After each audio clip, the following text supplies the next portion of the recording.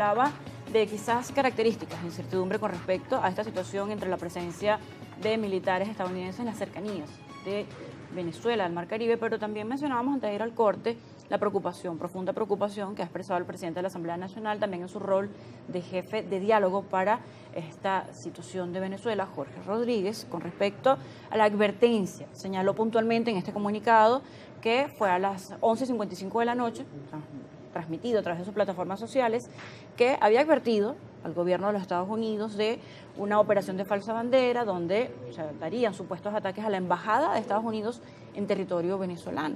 Hablaba de esa preocupación de que esto pudiera trascender, ya escalar de otra manera.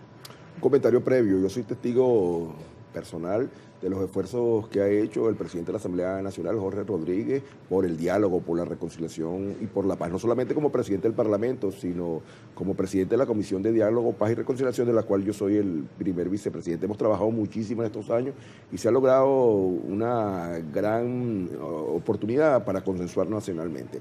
La advertencia que ha hecho el diputado Jorge Rodríguez es particularmente delicada, porque no es de extrañar que pudiera corresponderse con una operación de esa naturaleza por parte de los Estados Unidos. La historia y sus actuaciones a lo largo de muchos años de gobiernos distintos de Estados Unidos demuestra que eso es posible. Para ir aquí al continente, hace décadas atrás, la explosión de un buque norteamericano, el Maine, en el puerto de La Habana, y tuvo la excusa perfecta para la agresión de los Estados Unidos contra España, que en ese momento era la potencia colonial. Después se demostró, años más tarde, que la explosión del Maine había sido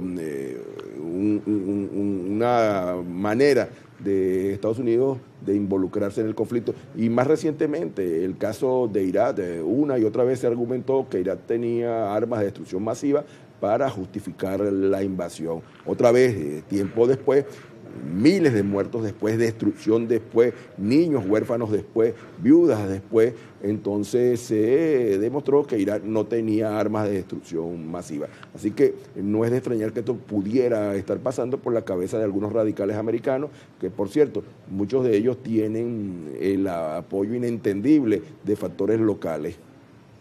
Bien, también he comentado que no pudiéramos saber qué va a suceder, no podemos ver el futuro con respecto a esta presencia de militares en las cercanías de Venezuela, pero le consulto, ¿se veía venir quizás esta transformación de una presión económica a una presencia militar en el Mar Caribe por parte del gobierno de los Estados Unidos? ¿Se podía quizás pronosticar o haber divisado en los últimos años de que iba a crecer esa forma de presionar a Venezuela? No en los últimos años, pero sí en las últimas semanas. Es uno de los escenarios que cualquier observador tiene que plantearse. Pronosticar en base a escenarios, es cierto, es relativamente sencillo, porque tú terminas cubriendo todos los extremos, pero era una probabilidad de cara a lo que ha sido la conducta de los Estados Unidos cuando se comporta como un agresor imperial. También se ha politizado este tema de la soberanía nacional y esta situación de amenaza que se vive en Venezuela por parte del gobierno de los Estados Unidos. Se ha politizado un poco el tema de que quien no defiende la soberanía nacional pues está a favor de lo que sería un conflicto armado. Se ha dicho, bueno, o estás a favor o estás en contra, pero esto pareciera ser, si no estás a favor o en contra de la paz, si no estás pues a favor de estos sectores de oposición o estás a favor del gobierno venezolano. Ha sido un poco también politizado el tema de la soberanía nacional. Pero yo no diría que es politizado, yo diría que es exactamente como lo has dejado saber. Este es un conflicto gravísimo donde está en juego primero la paz.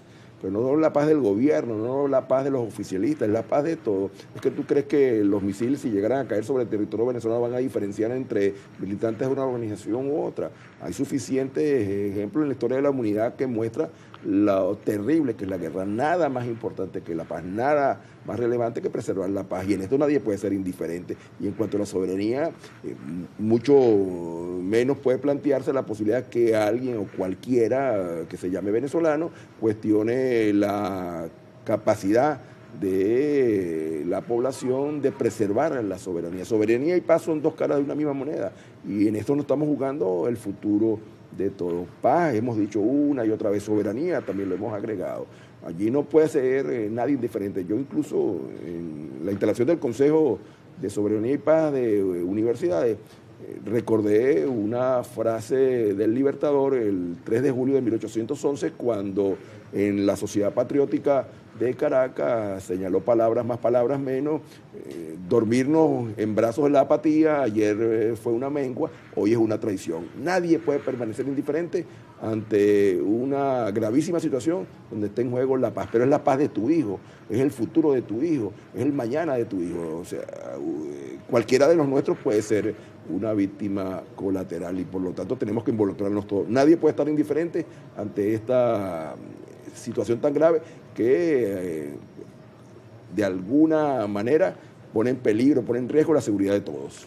Describía al principio de la entrevista la actitud del presidente de los Estados Unidos, bueno, de manera unipersonal, dirigía lo que es la estrategia militar de este país. Entonces, ¿qué pasaría en el caso de responsabilidades? Están allí los organismos internacionales, el Ejecutivo venezolano a través de sus diferentes instancias ha hecho diferentes denuncias, diferentes reclamos, pero ¿qué pasa entonces en este dibujo de un escenario de un mandatario norteamericano que, como lo describía, pudiera estar haciendo oídos sordos quizás a estas advertencias de los diferentes organismos internacionales? Entonces, ¿cómo se hace la advertencia si no se presta atención y también cómo se asignan las responsabilidades de lo que hasta ahora pudiera haber pasado en aguas internacionales? Por vez primera lo voy a decir públicamente, pero yo soy partidario de que rápidamente se introduzca una acusación ante los órganos internacionales de justicia, porque los 20 hombres que han perecido, pulverizados, como se han ufanado de decir, en los mares caribeños, han sido ajusticiamientos sin ningún tipo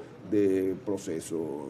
Nadie, absolutamente nadie, tiene la autoridad ni la capacidad para dictaminar sobre la vida o la muerte de ciudadanos, aunque estén delinquiendo. Yo no puedo decir si son delincuentes o no, nadie lo ha probado hasta ahora, pero aunque lo fuesen, aunque realmente estuviesen involucrados en el narcotráfico, lo que yo rechazo por completo, si cualquier tipo de acción vinculada a este delito, no puede alguien, por muy presidente que sea de una poderosa nación, convertirse en el árbitro de la vida.